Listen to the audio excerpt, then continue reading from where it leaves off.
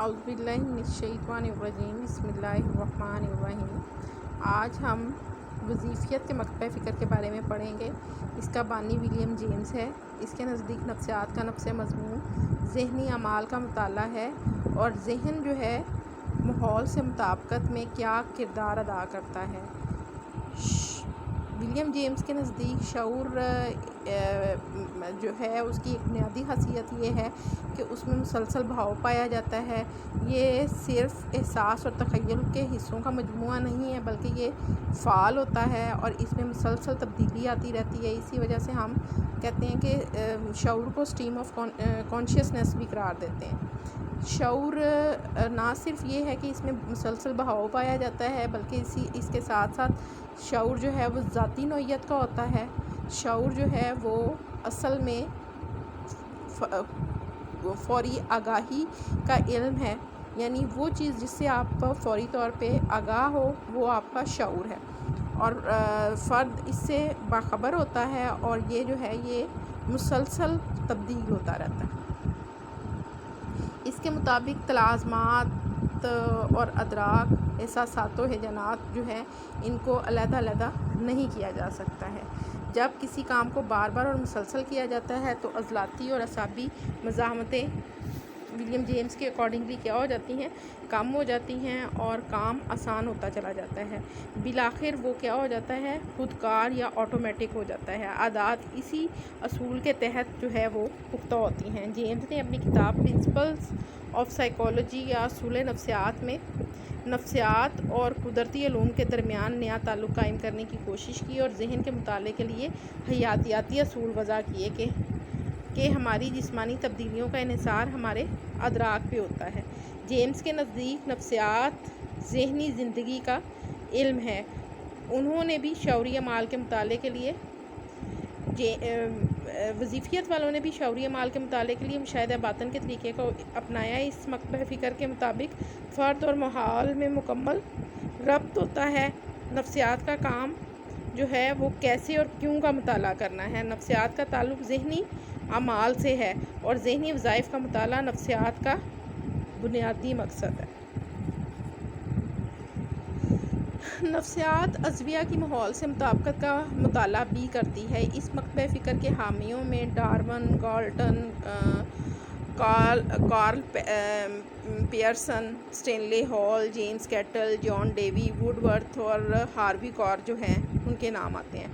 Darwin کے نظریہ ارتقاء کی بدولت عضویہ اور ماحول سے مطابقت کے مطالعے کو اہمیت دی جانے لگی۔ گالٹن نے نظریہ ارتقاء سے انفرادی اختلافات کا تصور وضع کیا اور ان انفرادی اختلافات کا تفصیلی مطالعہ کیا اور جو ہے ماحول اور ورثے کے جو ہیں انفرادی اختلافات جو ہے اس پہ جو ماحول اور ورثے کے اثرات ہیں ان کا مطالعہ بھی اس نے کیا۔ اس مقصد کے لیے اس نے ذہنی آزمائشیں وضع کرنے کی کوشش کی جس سے ذہانت کے مختلف پہلوؤں کی جو ہے وہ پیمائش کرنے کی کوشش کی جانے لگی، جبکہ کارل پیئرسن جو ہے جو کہ گالٹن کا شاگرد تھا، اس نے کوفیشنٹ آف کو ریلیشن کی اصطلاح جو ہے وہ متعارف کروائی۔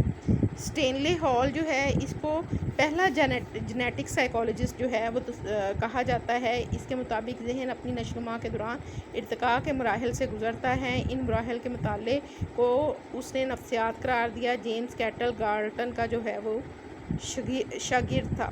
اس نے سب سے پہلے جو ہے وہ ذہنی آزمائش کی اصطلاح متعارف کروائی جس نے آئندہ بنائی جانے والی آزمائشوں کے لیے جو ہے وہ کیا ہے بنیاد فراہم کی۔ تھارنڈائک جس نے نفسیاتی آزمائشوں کے ضمن میں گراں قدر خدمات سر انجام دی، وہ بھی جو ہے وہ بھی کیٹل کا ہی شاگرد تھا۔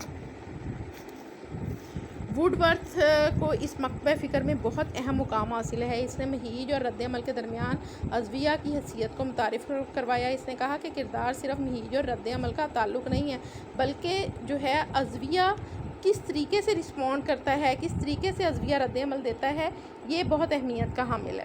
ٹھیک ہے، سٹیمولس رسپانس تھیوری میں اس نے آرگنزم کی جو ہے اہمیت اس کو واضح کیا۔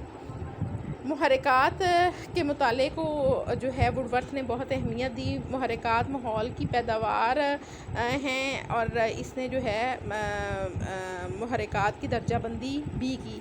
ہاروی کار جو ہے اس نے حافظہ، تخیل، ادراک، مشاہدے، ارادے کو ذہنی فعالتیں قرار دیا اور یہ فعالتیں جو ہیں وہ نفسیات کا موضوع جو ہیں وہ قرار دی۔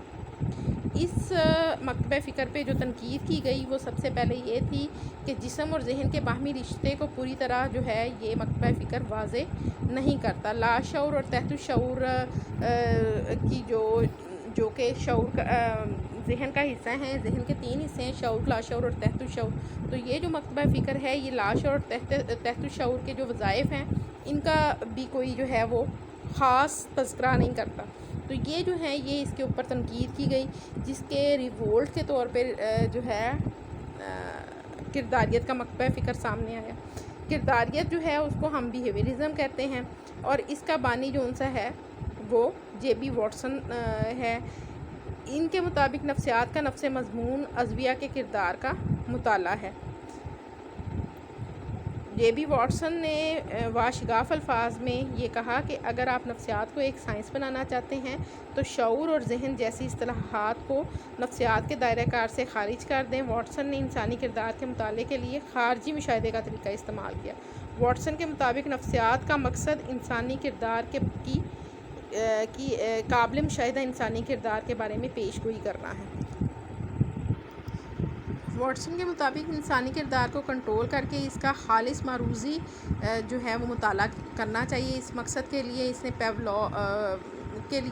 پیولوو نے مشروط انعکاس کنڈیشنڈ ریفلیکس کا طریقہ جو ہے استعمال کیا۔ یہ جو پیولوو کا طریقہ ہے کلاسیکل کنڈیشننگ والا، یہ جو ہے یہ میں نے آپ کو بیٹا آموزش کے چیپٹر میں ڈیٹیل سے بتایا۔ اس نے تجربات سے ثابت کیا کہ انسانی کردار کو کبھی جانوروں کی طرح کنٹرول کیا جا سکتا ہے۔ جس طرح سے جانوروں کے کردار کو ہم کنٹرول کر سکتے ہیں اسی طرح سے انسانی کردار کو بھی ہم کنٹرول کر سکتے ہیں۔ ماحولی اثرات کی اہمیت بیان کرتے ہوئے اس نے کہا کہ مجھے کسی بھی رنگ، نسل اور ذہانت کے بچے دے دو، جو کہو گے میں بنا دوں گا، ان کے ماحول میں انٹرونشنز کر کے، ان کے ماحول میں تبدیلی کر کے۔ واٹسن کے مطابق جو کردار ہے اس کو 2 حصوں میں واٹسن تقسیم کرتا ہے۔ ایک کو خارجی کردار کہتا ہے جو کہ قابل مشاہدہ ہے، جبکہ جو داخلی کردار ہے وہ عضلات کا پھیلنا اور سکڑنا، غدودوں کی رطوبت کا اخراج، معدے کے افعال، دوران خون کا بڑھنا، نفس کی رفتار میں کمی بیشی اور تنفس میں آنے والی جو تبدیلیاں ہیں ان کو وہ داخلی کردار قرار دیتا ہے۔ واٹسن کے مطابق فرد کا حرکی جوابی فعل جو ہے ادراک کے لیے معاون ثابت ہوتا ہے کہ فرد جو ہے مختلف چیزوں کو، اپنے ارد گرد ماحول میں موجود چیزوں کو کس طریقے سے رسپونڈ کرتا ہے۔ یہ جو رسپونڈ ہے وہ اس کے ادراک میں بہت اہمیت کا حامل ہے۔ فکر کو واٹسن جو ہے وہ حرکی حص گردانتا تھا اور یہ جو حرکی حص ہے یہ فرد کے اندرونی جوابی فعل پر مشتمل ہوتی ہے۔ فرد کے اندرونی کردار کا پتہ اس وقت تک نہیں چل سکتا جب تک ہم کو فرد خود نہیں بتاتا، لیکن یہ ہے کہ واٹسن کے مطابق فرد کی جو آواز کا اتار چڑھاؤ ہے اور جو اس کے چہرے کے تاثرات ہیں وہ اس کے اندرونی کردار کے بارے میں پتہ چلانے میں کیا ہیں، معاون اور مددگار ثابت ہوتے ہیں۔ واٹسن کے مطابق بچے میں پیدائشی طور پر 3 طرح کے ہجانات جو ہیں، غصہ، خوف اور محبت جو ہیں وہ موجود ہوتے ہیں، جبکہ باقی ہجانات مشروطیت کے ذریعے سے بچہ ماحول سے سیکھتا ہے۔ اس کے مطابق مشروطیت سے ہجانات سکھا کر انہیں دوبارہ جس طرح سے سکھایا جاتا ہے، مثال کے طور پہ خوف کا ہجان جو ہے اس نے ایک بچے میں مشروط طریقے سے پیدا کیا اور پھر جو ہے اس خوف کے ہجان کو اس نے ختم بھی کیا۔ جیسے ہم جو ہے مشروطیت کے ذریعے کسی چیز کو، کسی عادت کو پختہ کر سکتے ہیں تو اس عادت کو انڈو بھی کروا سکتے ہیں، اس کو دوبارہ سے ختم بھی کروا سکتے ہیں۔ واٹسن کا خیال تھا کہ آموزش کردار میں اہم اور مؤثر ہوتی ہے اور آموزش میں اصول قرب، تکرار اور تاخر کو اس نے بڑی اہمیت دی۔ یہ ساری چیزیں ڈیٹیل میں آپ کو آموزش کے چیپٹر میں بتا چکی ہوں، ٹھیک ہے، کہ اصول قرب کیا ہوتا ہے، اصول تکرار کیا ہوتا ہے، تاخر کیا ہوتا ہے، اور انہوں نے جو ہے آموزش کو جو ہے وہ بنیادی اصول قرار دیا۔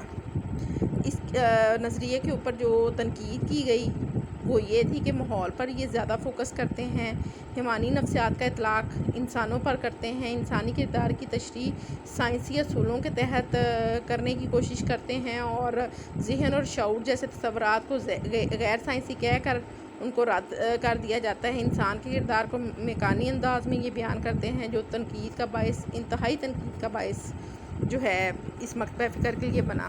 کرداریت کے مکتبہ فکر کو جو ہے سیکنڈ فورس ان سائیکالوجی کہا جاتا ہے۔ میکڈوگل نے کرداریت کے مکتبہ فکر پر اعتراض کیا کہ نفسیات کو معروضی بنانے کی کوشش میں واٹسن جو ہے وہ حسی اور ادراکی عوامل تک کو نظر انداز کر دیتا ہے۔ واٹسن کی انتہا پسند رویے کی وجہ سے بہت سے اس کے ہم عصر اور بہت سے ماہرین جو ان سے ہیں وہ کرداریت کے نظریات کو منوعاً اپنانے کی بجائے جو ہے انہوں نے کیا ہے اپنے اس میں کچھ لچک پیدا کی اور ایک نیا مکتبہ فکر جو ہے نو کرداری مکتبہ فکر جو ہے وہ متعارف کروایا، جس کو نیو بیہیویئرزم بھی کہا جاتا ہے۔